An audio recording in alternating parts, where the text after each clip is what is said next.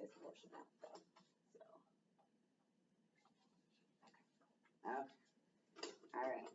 How are you today, Ms. Comalander? I'm doing well. Good. Glad to Thank hear. you. Yes. So, first, I just want to say thank you for allowing me to actually come in and observe. I did learn a lot, even myself, watching the observation. So I thought it was great. I think you did amazing. I want you to know that just overall, like what I saw, the room was awesome. It was extremely organized, like classroom management, everything. I was like, wow, I'm impressed. I like it. I like it. On your end, though, do you feel that any of the students enjoyed or themselves in the lesson or benefited from your lesson and the way that you broke it down? I'll go into it a little bit more as far as what I saw, but overall, do you feel like you saw anything that was maybe a little bit different than normal? Different than normal. I always, from day one, I always set very high expectations and standards, and I'm very consistent in if the lesson, whatever lesson it is, typically start off the same with an introduction or whatever we're going over, then go through the lesson, and then show them what they're going to be working on independently, and then go from there. But typically, I didn't see anything. I mean, I hope they enjoyed the lesson, but typically I followed kind of the same structure for every day so that I don't run into any issues.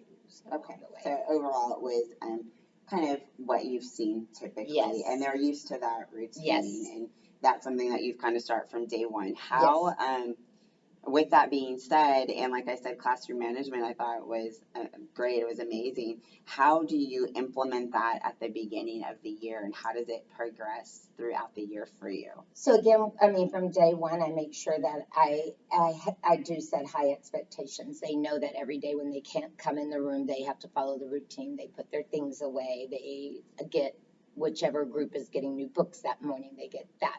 But obviously that takes weeks to get to that. It's a progressive task.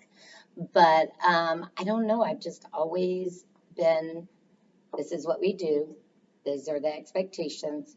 If you follow through, great. You get 1 warning, 2 warnings. I probably give more warnings than I should, and then 3 or 4 warnings. They have to put their folder on my desk. They know that's the expectation. And then if they still continue to get warnings after it's been on my desk, then it is signed.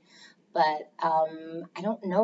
When they walk in the door, I start from day one setting those high standards and expectations. Total sense. Have you always taught first? I have taught pre-K, kinder, first and second. First and second. Yeah. Was first your favorite? It is. I do. I loved all. It's so weird. Somebody told me one time that's kind of neat that whatever grade I'm teaching at that particular time always seems to be my favorite, which is true. That's awesome. No. Yeah. I mean, yeah. So whatever I've taught at that particular time, I'm like, oh yeah, this is my favorite. And then I go to a different grade and I'm like, well, no, maybe this is my favorite. They all have neat characteristics. Absolutely. So how do you think this is just a question not pertaining to all this, but how do you think you've maintained that mentality? Like, I think it might be difficult for other teachers to have a mentality go really? A different grade level. Yeah. And at least from what I hear. Right.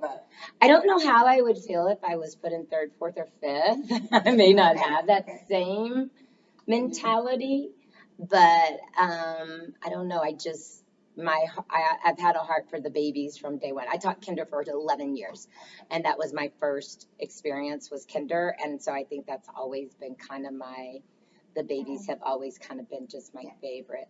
3rd, 4th, and especially 5th graders. 5th graders scare me because they're bigger than you. Yes, it's a little bit different. I will say that. Yeah. Because that's kind of where I was at initially, and I kind of got thrown in.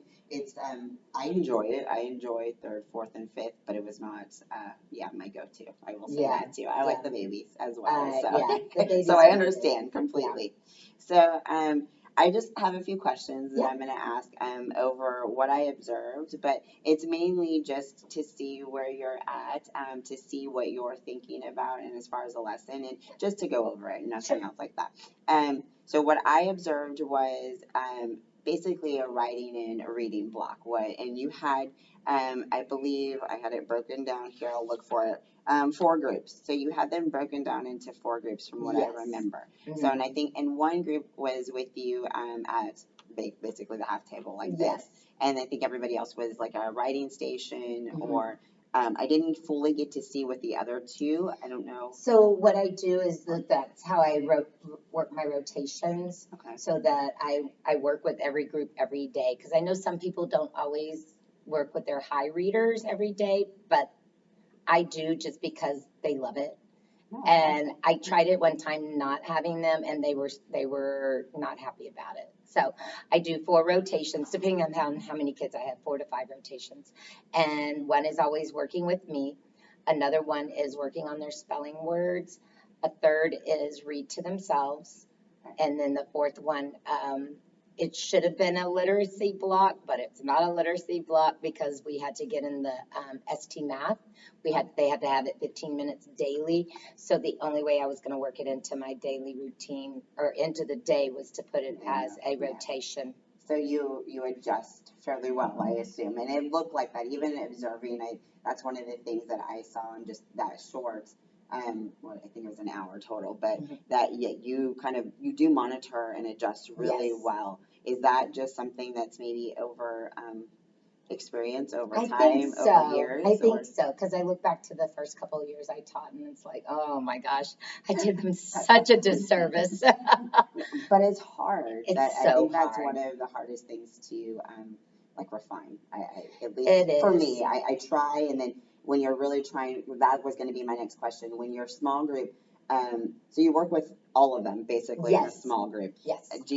I find that I get like focused. So, Yes. and I think that like watching you, I think it was one of those that I was like, wow, see, she monitors. I can see where she's monitoring, and it's something that I feel like I can get better at. So, Yeah. is that something that you feel you have any tricks to, or I think laying the foundation again from the beginning, setting the expectations and the standards really high. So we do practice. Like I don't usually start groups until October, so that I can get them feeling comfortable and being independent for those 15-minute blocks on their own, so that I can work with that group. And then after that, after rotations and the literacy block are over, then I do math is a little bit different. I don't do rotations, but they are doing their independent work, and then I will pull my low babies, however many there are, to come and work with me while they're working independently. So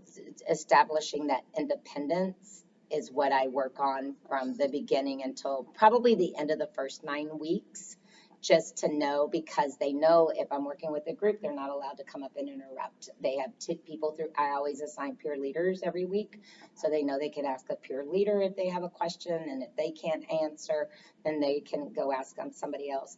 And I tell them, unless you're throwing up and you're bleeding, you can't come and interrupt.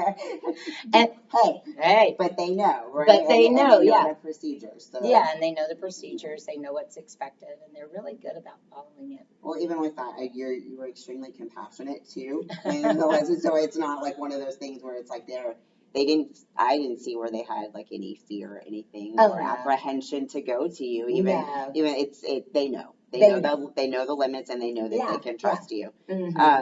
So one of the other things that I put on there is I saw you do during the small group station, so where they were reading with you, a lot of modeling. So for example, you showed the students, which I know with Reading Academy and the things that we've learned recently, it's, tracking with your finger, making sure they're reading with you.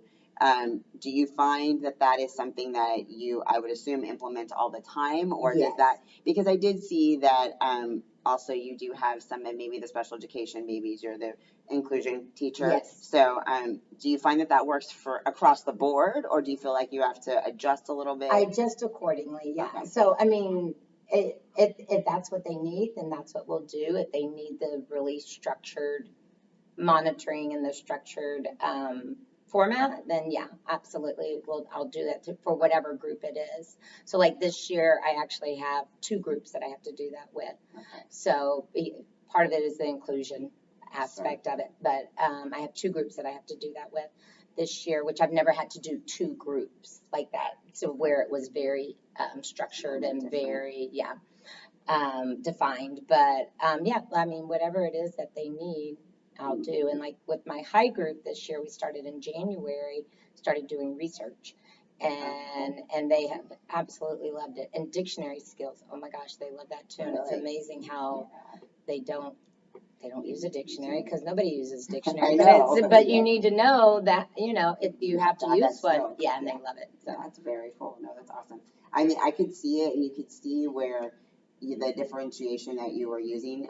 I guess with that too, is that something that you feel, are you starting that from the very beginning as well? Yeah. And are there any tricks or that you use there, especially with maybe the lower babies that you find that works really well, or as far as differentiation? Mm-hmm.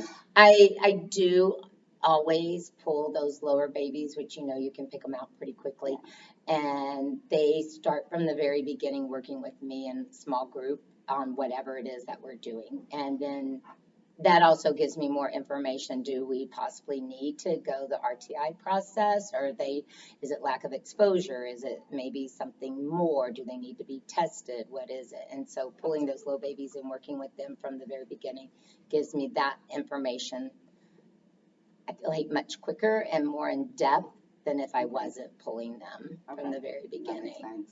So that's what I was going to ask too, like ensuring that the routines and the procedures, your transitions, are efficient and in order, and they maximize the student learning. How do you, I guess, go about that? And I know it would probably be going back to the routine from the beginning.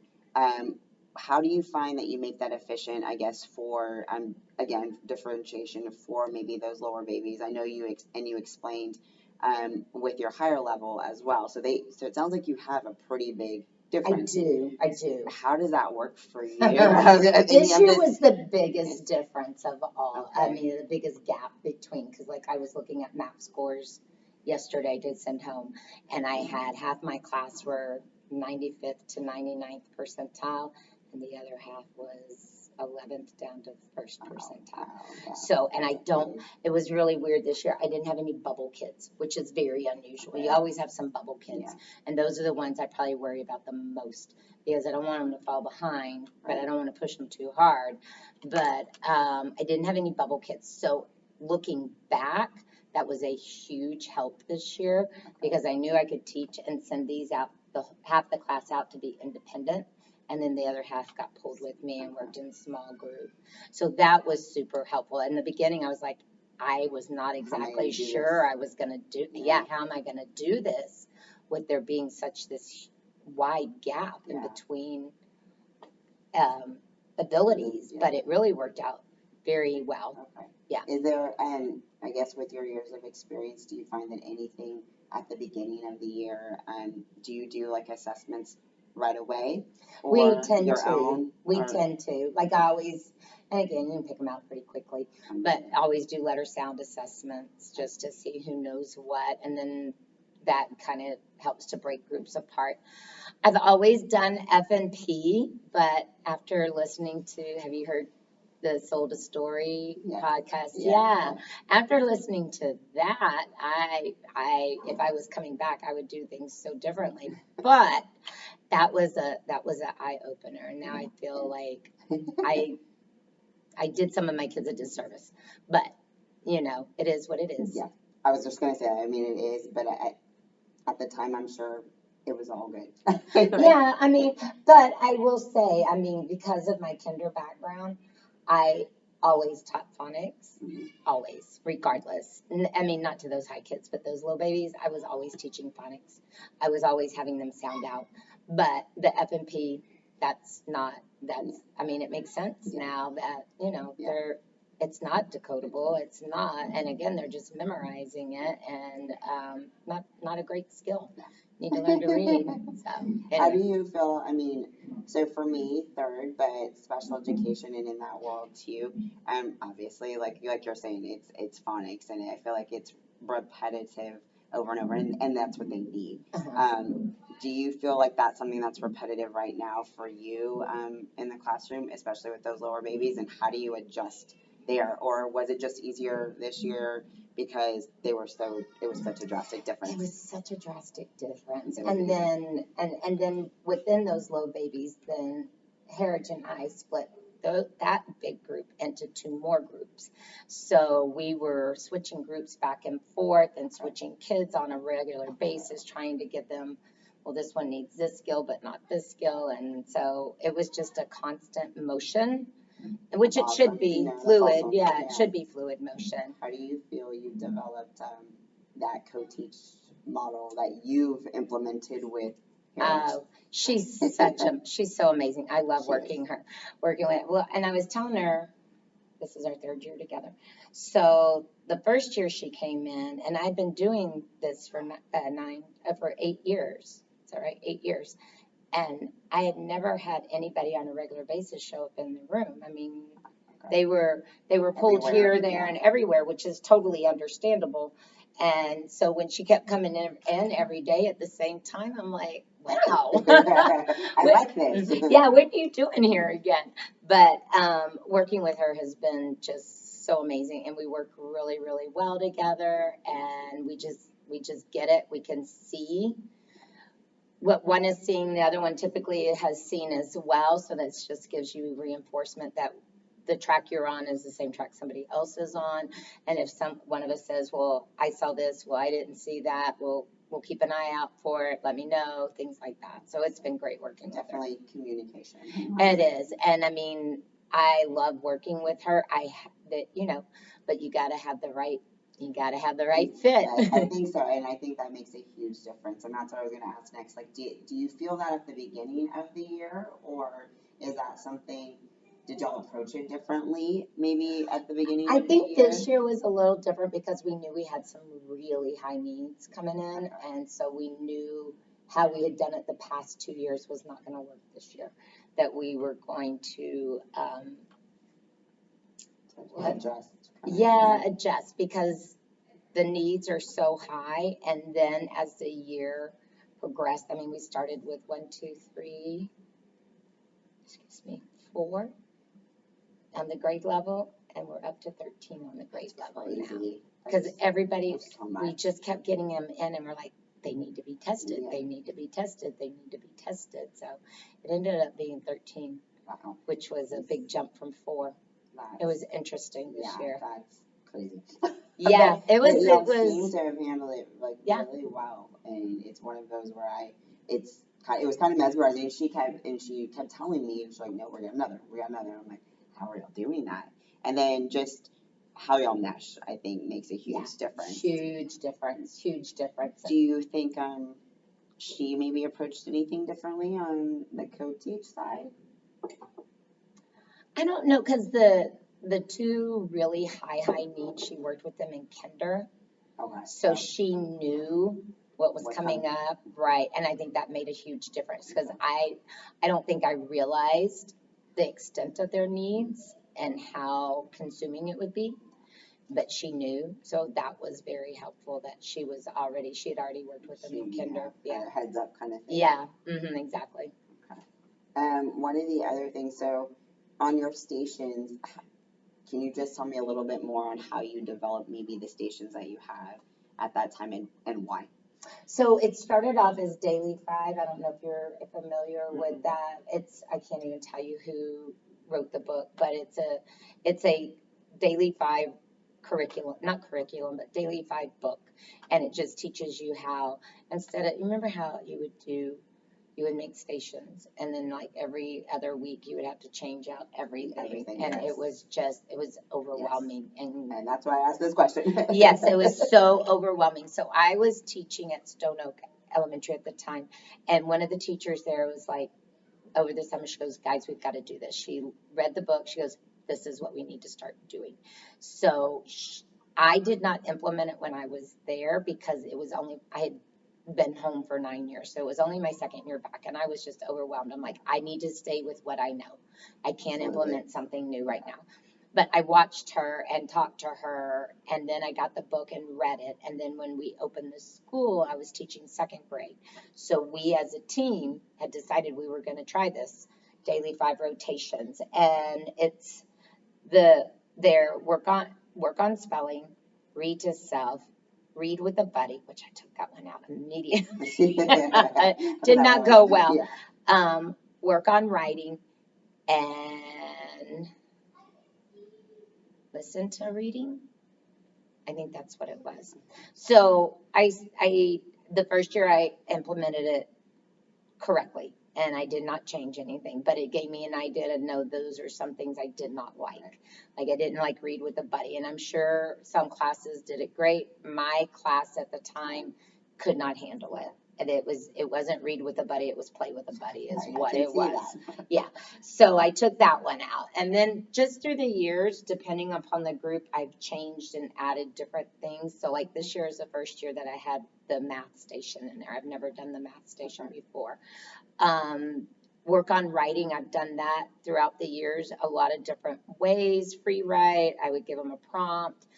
The free write never went well. The prompt was great because they had to actually write about something. But those little ones who can't write, it was a struggle.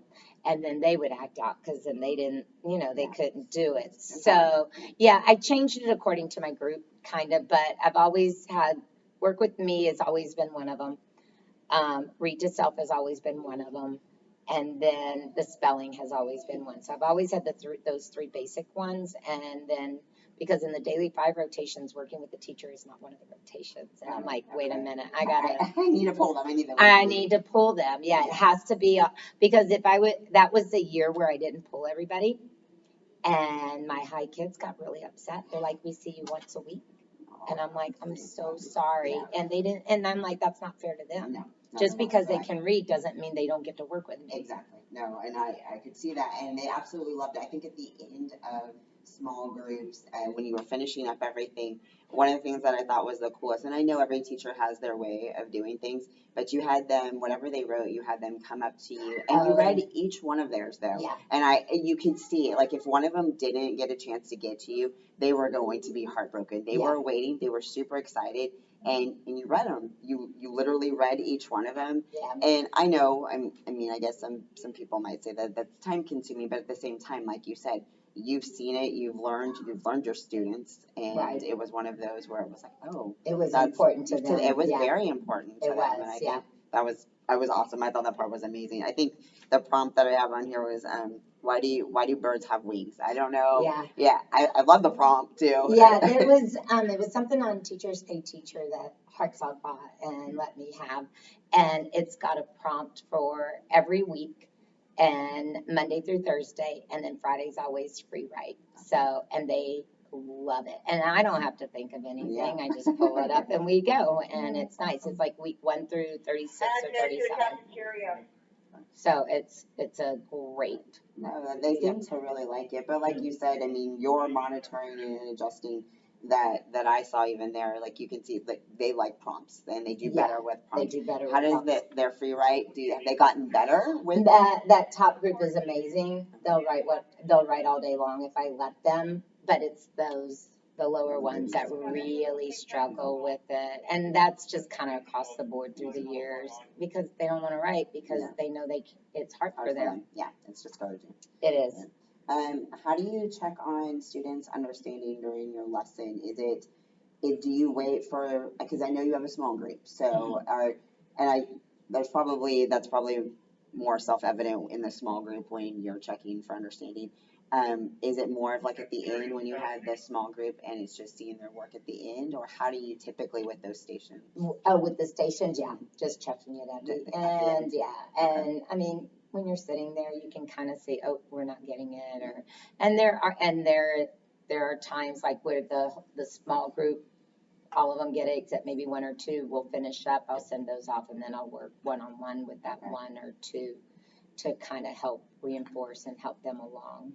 So, like in this story, what you're saying, like in the small group, what I saw, I think it was this, if I remember it correctly, and what I have on here is correct. It was a story Snap that you had them reading the turtle about the turtle, and then you did ask. I think it was Mateo. You asked him, "What do you think? How do you think the shell is going to protect the turtle, or will it?" And you asked it because they weren't answering at first. Right. I think they were shy. And was that group were they all a little bit lower, lower babies? Okay. Yes. And they were. You could tell where the confidence was not quite there. Right. And you had to ask like, well, what do you think? And it prompted him to answer though. And I think, he put on there, it won't let him get hurt. I put on there, yeah, which I mean, that's a perfect way of checking for understanding. Do you feel like there are any other, just years of experience too, that any other ways that you found checking for understanding really works where a teacher can get it more? I mean, verbal confirmation from asking questions and that kind of stuff. And then,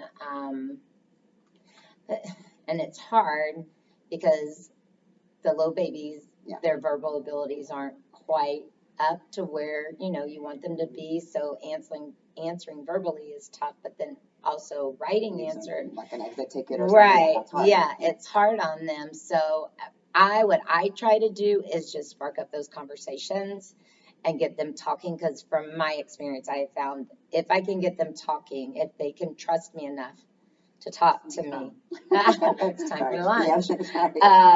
That it'll eventually, yeah. Okay. Because that group, in the beginning, I couldn't get any. Mateo's pretty talkative; he would talk about anything. But the other ones, it was hard. Like, especially two of them, they're like, I'm not saying a word. not saying a word. You're not gonna get it out. Yeah, and it's hard. But getting them to trust you, I feel like, is just like probably the biggest thing as a teacher you can do, and letting them know that you love them, and the consistent aspect, the knowing every day is a safe day to come in and you're going to be okay. And if it's not okay this day, it's not okay that day. I'm extremely consistent. That makes a lot of sense to me. Tons of sense, especially with the population that I teach students. Yeah. They absolutely have to have that.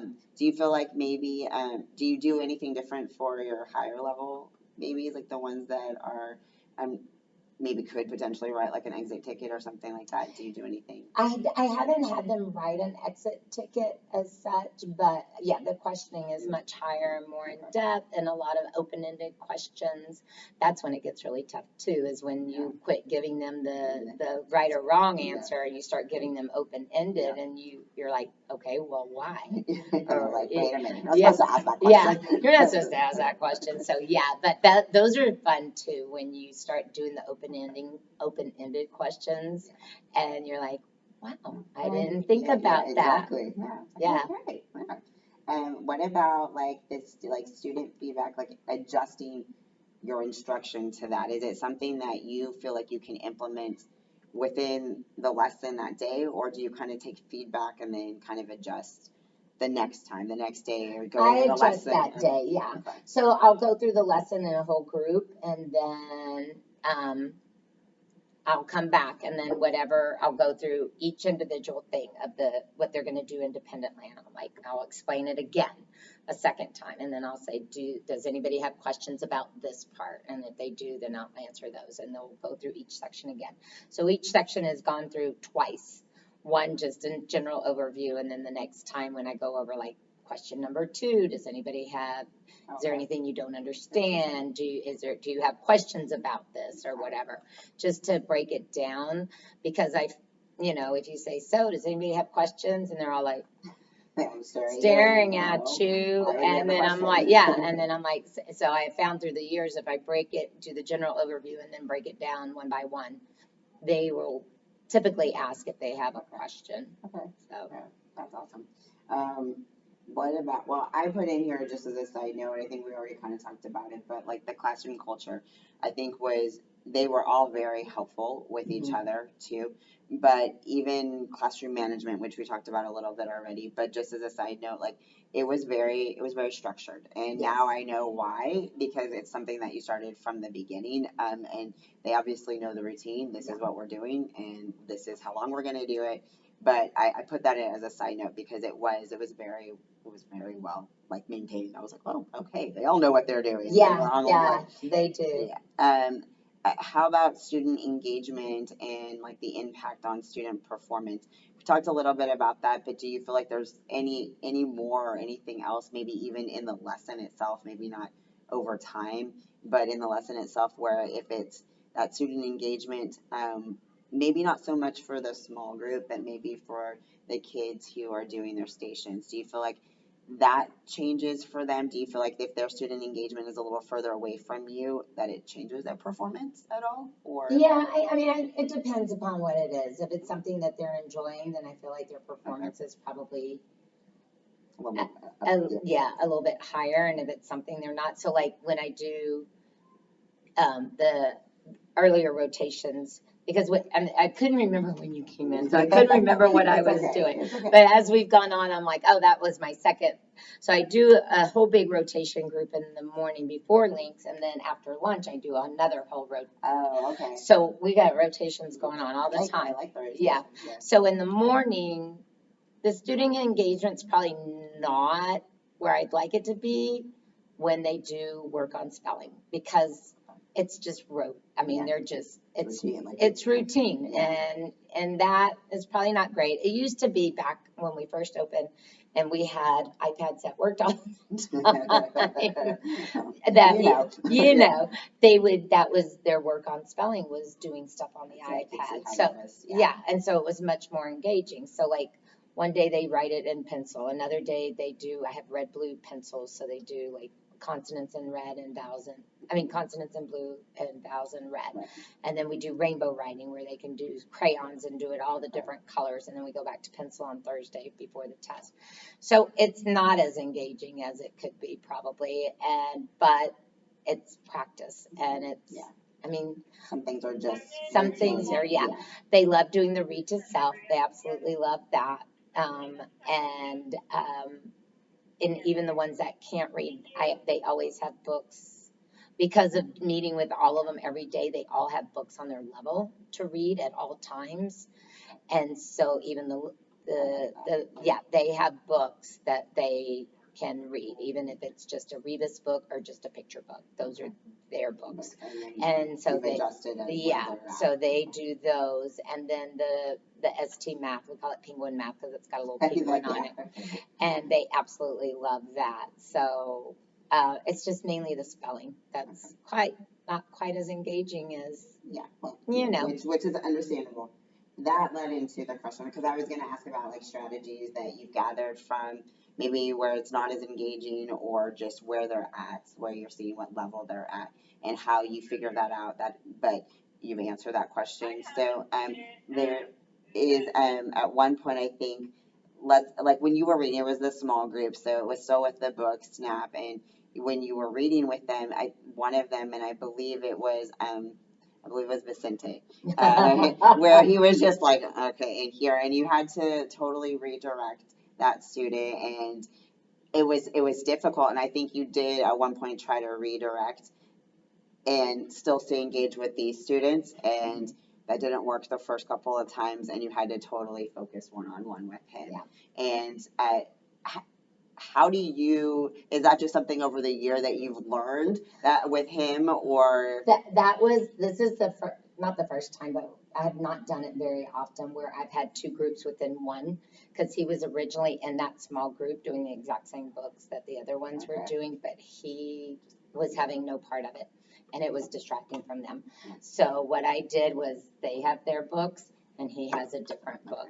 And so I will work with them while he's supposed to be reading, and then while they're reading independently, then I'll work with him one-on-one. But he is one this year that I consistently, pretty much on a daily basis, I have to give him one-on-one attention. Yeah, even if it's for 5 minutes, he has to have that one-on-one, because he can't.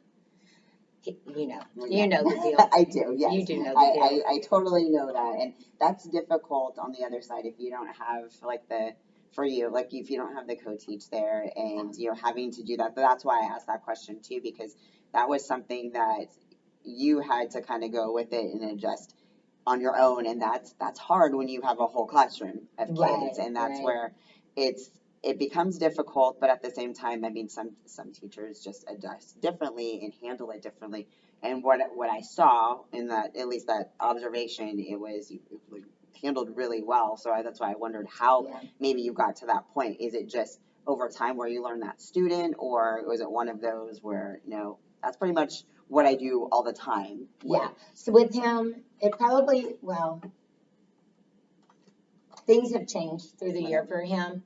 So in the beginning, it was okay, but as time has So you've had to progressed, I've had to readjust for that. But, and when you were saying just flexibility, that is one thing I can say about co-teaching and inclusion.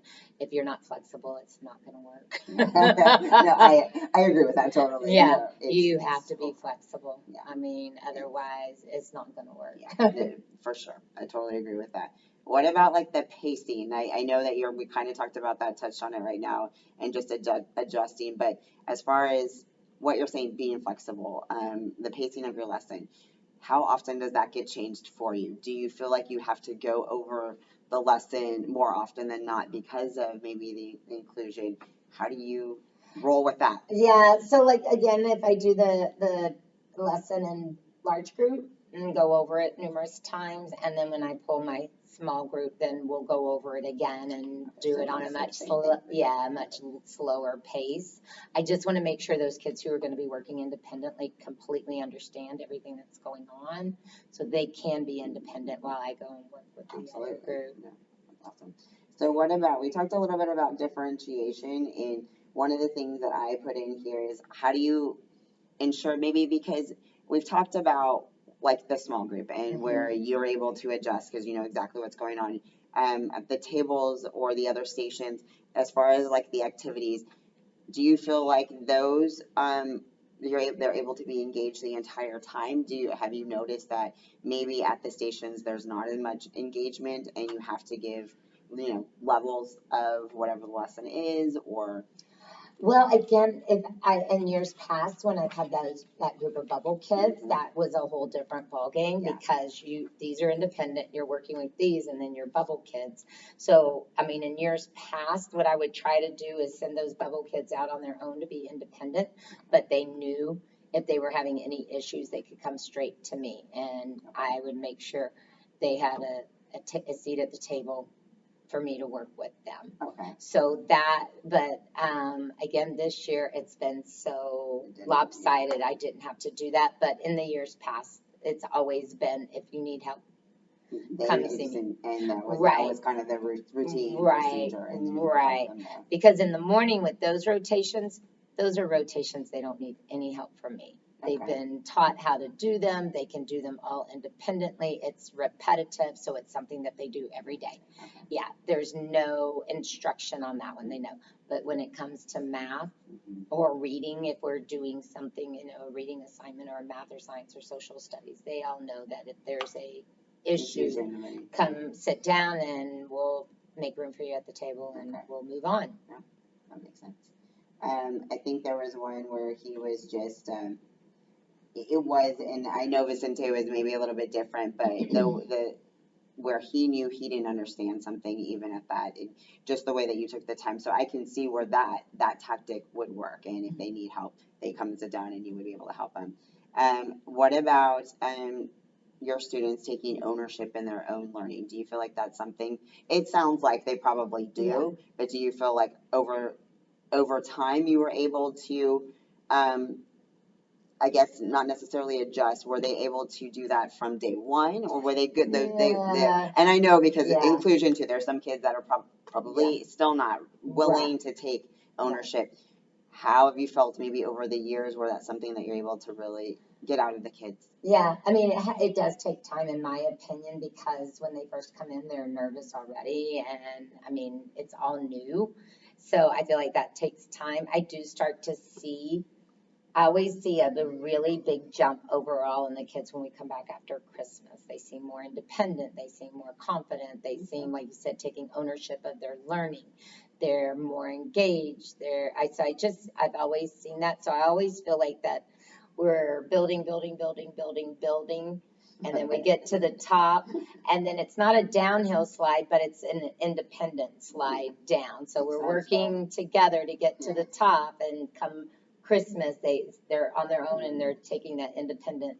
And you could see it. You truly could see it when I was in there, and they know. Like again, I think it has a lot to do with procedures too, and what you've done with them. But they were excited. They were excited to be learning. They were excited to make sure that they were getting it done. One of the other things, and that's why I brought up like the what's happening at the table. I saw one little girl get very upset, but I don't know the full story or parameters of what happened, but I know that she was done. And I think that I think the other kids were asking her questions. Yes. And I don't know if that's where for me, the differentiation at the tables would, or could it be a little bit different at the tables where she doesn't feel that pressure of them Right. asking, but I don't know, is that something, is it maybe that student too? Because I know that some students are, very. And it's funny you bring that up because she is like one of my biggest helpers. She wants to help all the time. So what happened was I thought she was up visiting, and so it was my fault. And I'm like, look, you can't do that. You need to sit down. And then I said, or they were all, I said, no more. And she got upset because I was fussing at her. Yeah. And so And you could tell, like, when I saw it, it was one of those where she took it, she was it to heart. heartbroken. Yeah. She was heartbroken. Yeah. And I felt terrible. So and I'm like, well, come here, come talk to me. And when she told me what had happened, I'm like, I am so sorry. Yeah. But it happens. It Right? happens. But you could tell that she was one of those that did. She took initiative and did. She wanted to take ownership of her learning. But you could also tell that she was probably one that is, at that higher, Yeah. standard, and that's where she was at. And very much a rule follower. So when I corrected her, she was upset. She was like, no. Because she knew she had not done anything wrong, Yeah. but I did not know at the time. Well, I have in here too, just the way that you handled it, because you also pulled her separately away from everybody and talked to her one-on-one. So I think that made her feel 100 times more comfortable, at least what I could see from a distance. And you were able to have that communication with her, so she knew, like, it's not what it seems like, and it was one of those. So bad. No, but it happens, It happens, and that's when you have a classroom full of kids and you're trying to help everyone. That's what happens. That's what happens. You're right. I think you've answered like a lot of my questions. Okay. Most of them were on just the way, like, differentiation too, and how you're implementing that. One of the other ones was just, is there a way, like with Vicente, that you feel like you work with him one-on-one that gets him to maybe work with you and not so much with others? Is there a technique that you feel that works? Is there something that you implement all the time that you feel that works, or is it just, and which I kind of feel like I know it's pretty much every student is going to have their own way of learning. Yes. And is that something just over time that you feel like you learned? I do. Yeah, I mean, you pick up on it as, you see different things, but then again, you have someone come in and you're like, I don't have a clue. There are a lot of puzzle pieces and it's going to take us a while to put this one together. So yeah, I mean, everyone's different, but I will say this year has been the most challenging as far as all the needs in the classroom this year.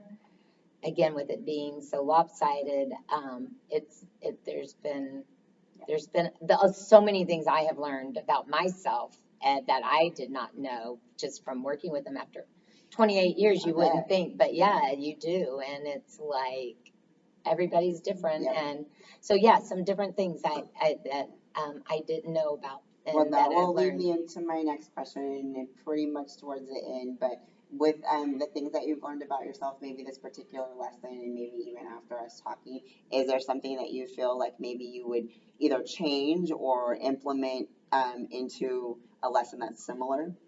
Well, I would have found out what was going on and not made the little girl cry. But it happens. That seems like a long time ago that we did that.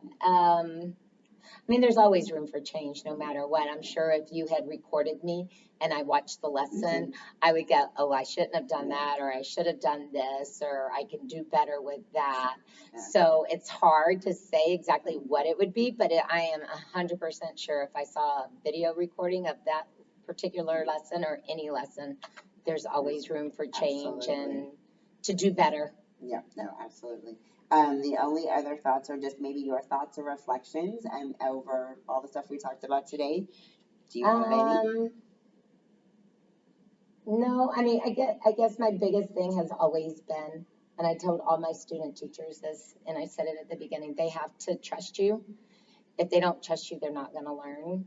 And that has always been my biggest thing, is going in and establishing a good, solid relationship with the kids, so that every day they can come in and learn and know that I'm going to love them every day, no matter what. And that I'm always going to be the same when they walk in the door. It's a safe place. Yeah, Thank you. yeah. It's a safe place, that they don't ever have to worry about anything, that it's a safe place, and that I love them no matter what. Yeah, well, hopefully they took that to heart, and I hope I so. do too, because I mean, I hope that it's a safe place for them. Oftentimes, they don't have a safe place too, so No, that hopefully. this is their refuge, and Yeah. they need that. Yeah, They absolutely. need that mommy care when they walk in the door. Yep. And this will be the end, but these are the things that I saw that I thought were amazing, and just so my 2 cents to you, which please take what you will, but the patience that you have with your students is remarkable. I think it's a trait that very few teachers have, Oh, and thank sometimes it's one of those where you wish you could teach that, and Yeah. I think that, or just see it a little bit differently, Yeah. and it's hard sometimes. But your passion for teaching and your students is very visible, and you can tell, like you just said, that you absolutely love them. I love them. The compassion that you have for each student, like when you had them read each one of their little journals, the writing journals, I think it's extraordinary, and it really hit home for them, hit home for me, but I think anybody who ever is to observe you, like, it should hit home for them, because they are each your precious little babies. They are. And for me, it was truly a pleasure, like Oh, watching I'm glad you you and enjoyed your experience, and I really appreciate it. And maybe in the future, somehow, some way, I get to watch again. I don't know.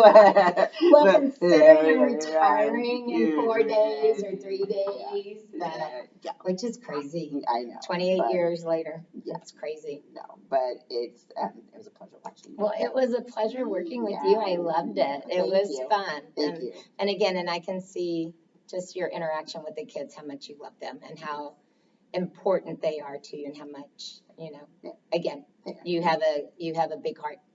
Thank you. You're welcome. Thank you very much. I will turn this off now. Okay.